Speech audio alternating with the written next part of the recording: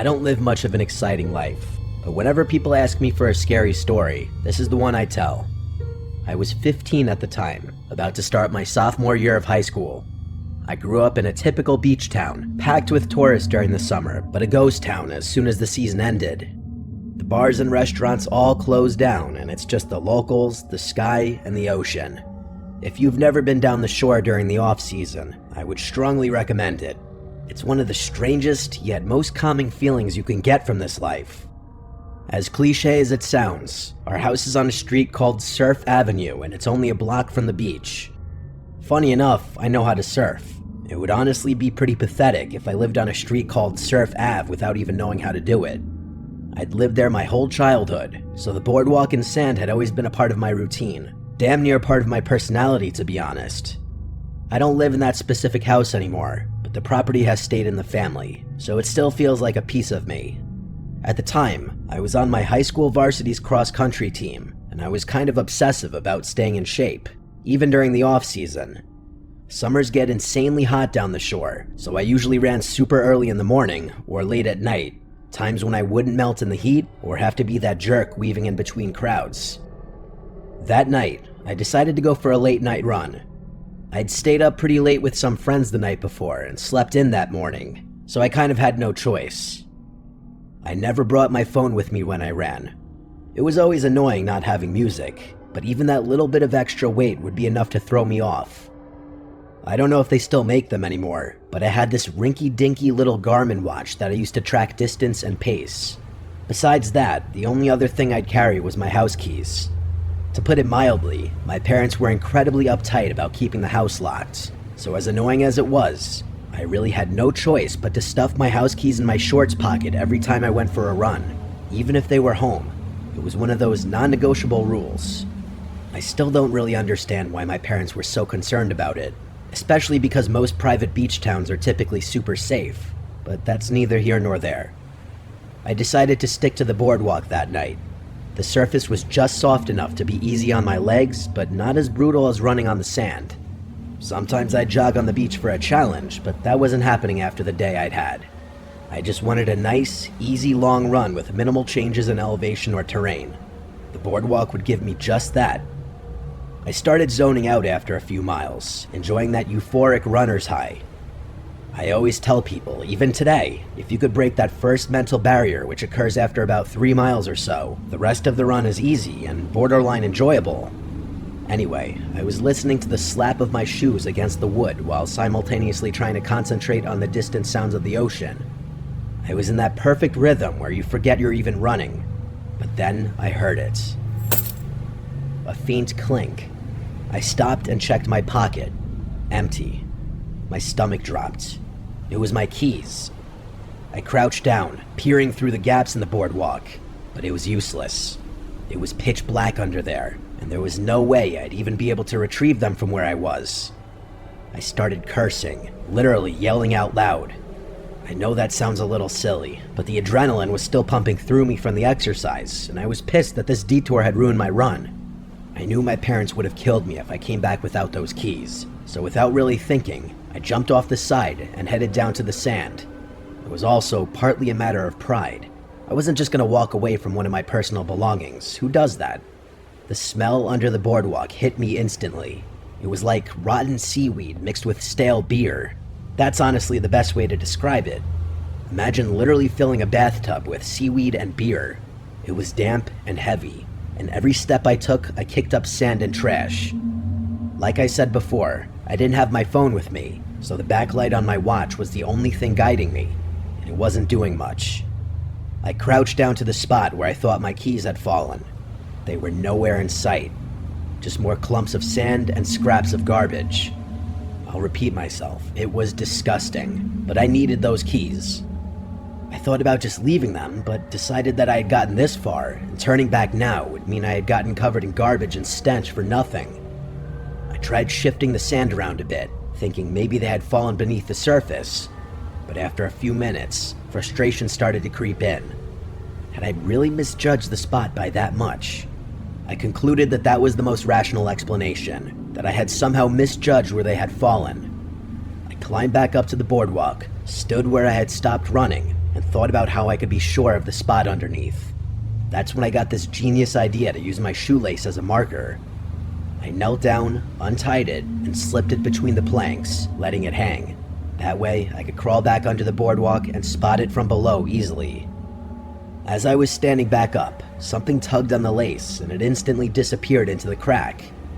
Not a breeze, not me moving weirdly, something from below. I couldn't believe my eyes. I was literally in shock. Someone had pulled it. I took a step back and stared at the spot where my shoelace had just been. There was someone underneath the boardwalk. I instantly put two and two together. Whoever was under there probably had my keys too. My first instinct was to run home and figure it out later, but the thought of someone having my house keys, knowing where I lived, made my blood boil. Our house address was etched into them, so I couldn't just leave some stranger with that kind of access. I still don't know why I did it. Call it stupid teenage confidence, but I took a deep breath, jumped back into the sand, and crawled under again.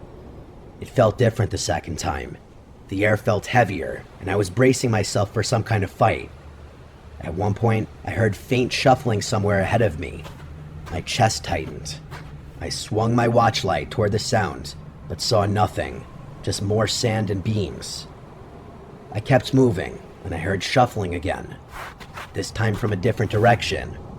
That's when I realized the noise wasn't coming from one spot. There were multiple people under there. That was enough for me. Common sense struck me in the face like a freight train. What in the world could I have possibly expected to happen? Was I just gonna fight some crackhead living under the boardwalk? That was suicide. I turned to get out of there, trying not to panic. But before I could make it all the way out, something cold latched onto my ankle. It was a hand. I screamed in pain as fingernails dug into my skin. I didn't think. I just kicked as hard as I could. My foot connected with something, and whoever was holding onto my ankle let go. I scrambled away, my legs and arms scraping against the sand and wood as I pushed myself out into the open air. I didn't stop running. I sprinted straight back to my house. When I reached the front door, I pounded on it until my dad opened up. To say he was pissed would be a massive understatement. He was livid. I was surprised he didn't get physical with me.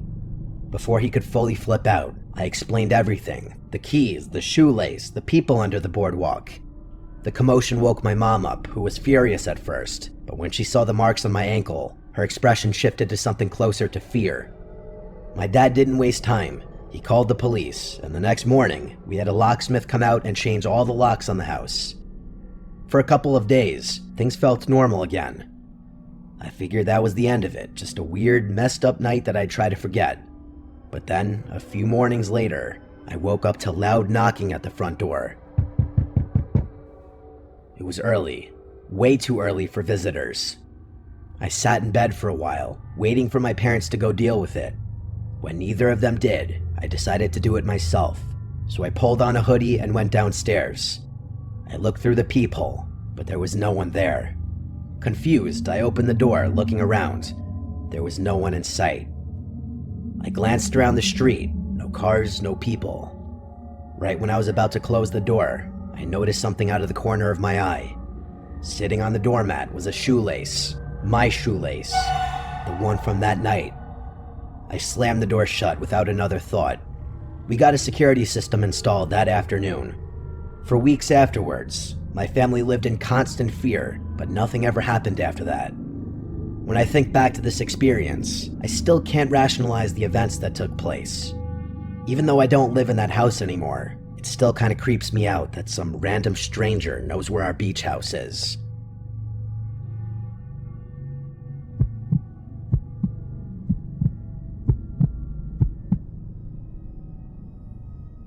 The thing about living in a beach town during the off-season is that it feels deserted.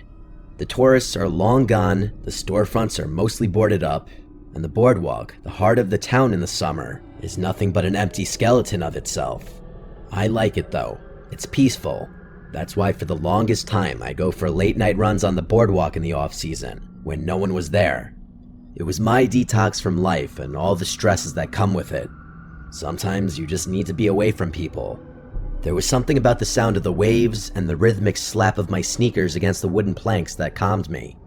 It made me feel like I had the whole world to myself. Tonight was no different. The air was crisp, carrying that scent of salt and damp wood. The only lights came from the occasional street lamp, buzzing faintly, casting long, lonely shadows. I was maybe a mile in when I got that feeling, the one where you just know you're not alone.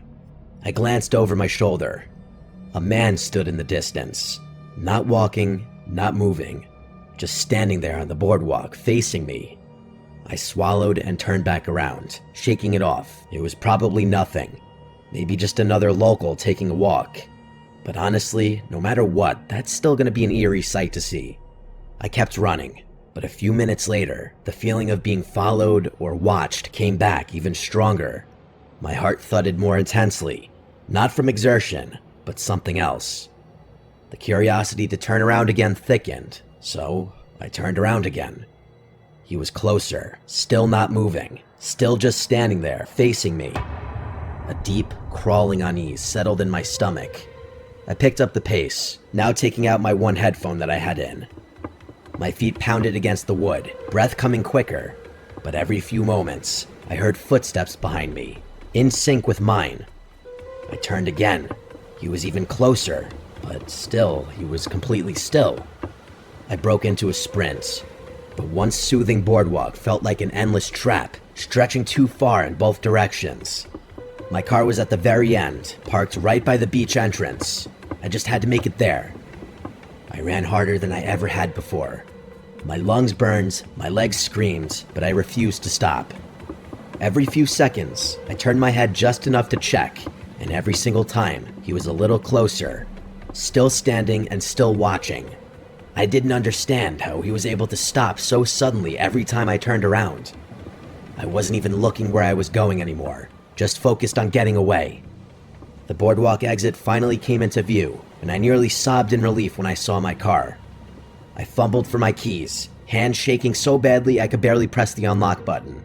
Finally, the lights flashed, and I yanked the door open, throwing myself inside and slamming it shut.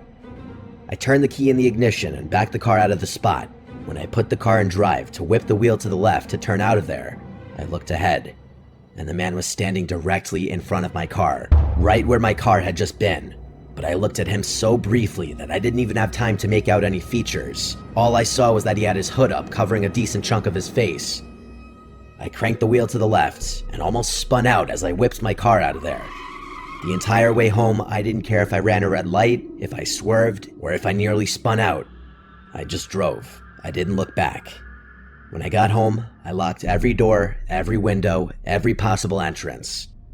I didn't sleep that night, and I've had a couple of nightmares referencing that experience, both in which that man appeared in some form, watching me or chasing me. My mind created its own versions of what he looked like, I guess, since I really didn't see his face, and they were not pretty images. I haven't done a winter run on the boardwalk since then.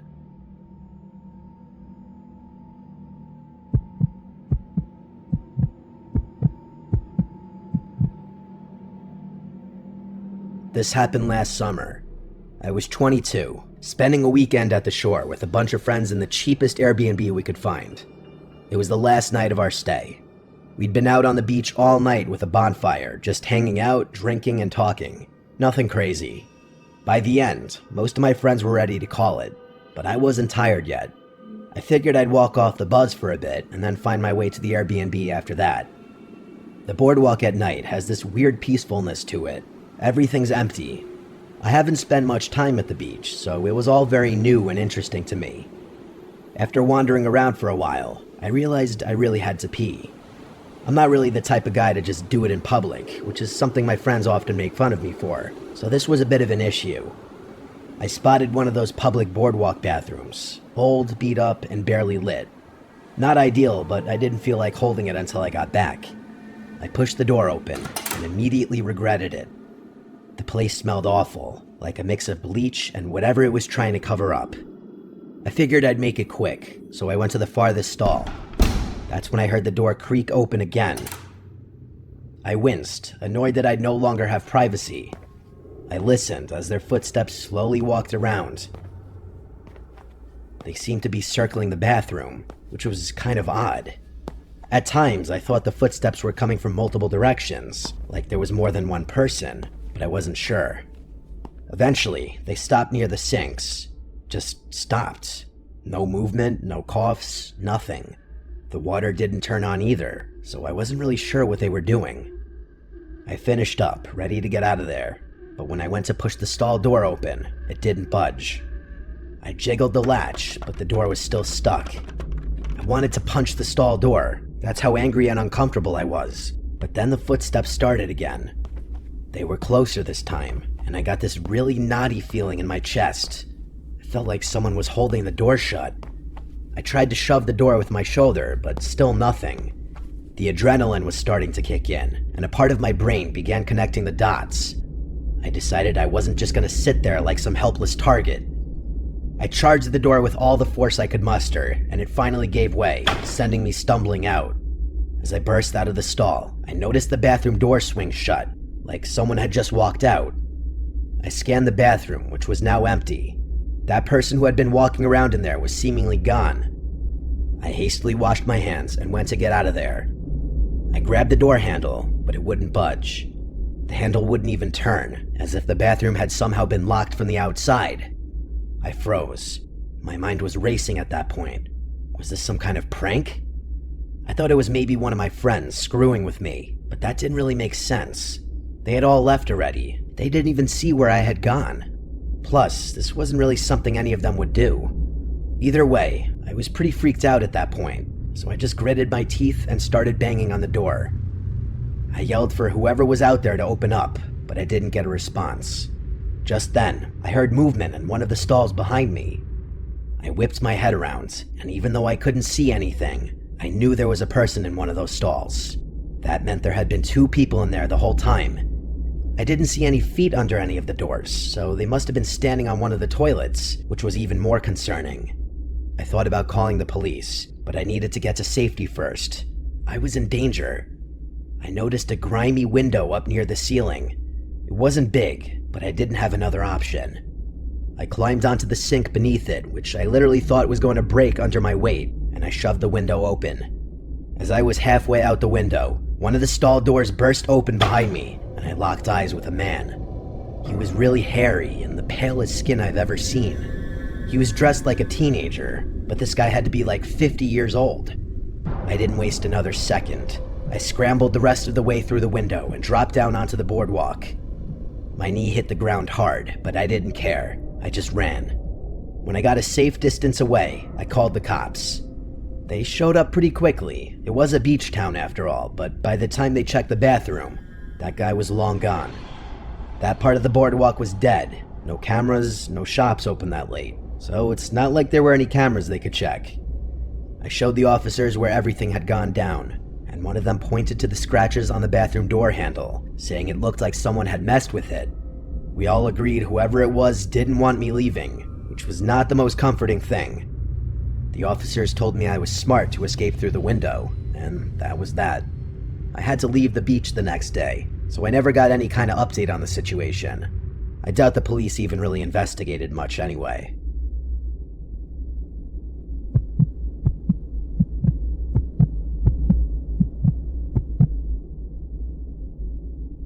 I'm sorry in advance if I mess up some details of this story, but it happened when I was really young. I don't remember exactly how old I was when it happened, maybe 8 or 9, but I know it was during one of those summers my family spent at my grandparents' beach house. It was kind of like the family hub. Every summer, a bunch of us, my siblings, cousins, aunts, uncles, would pile in for weekends or weeks at a time. The house wasn't super fancy or anything, but it had like 1,000,000 bedrooms and could sleep our whole family easily. It was also really close to the beach, so I used to spend entire days playing in the sand and exploring the neighborhood on my bike. Every summer I spent there was amazing. It still feels like an extended fever dream, especially now as I'm getting further and further removed from that blissful childhood. I remember that summer being different though. There was some big hurricane forecasted, one that had all the beach towns scrambling to take precautions months in advance. I'm not sure if other beach towns did this, but ours built these massive sand dunes along the shore as a makeshift barrier.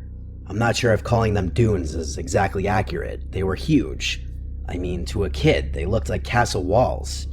I bet the aerial view of the coast during that time would have looked absolutely nutty.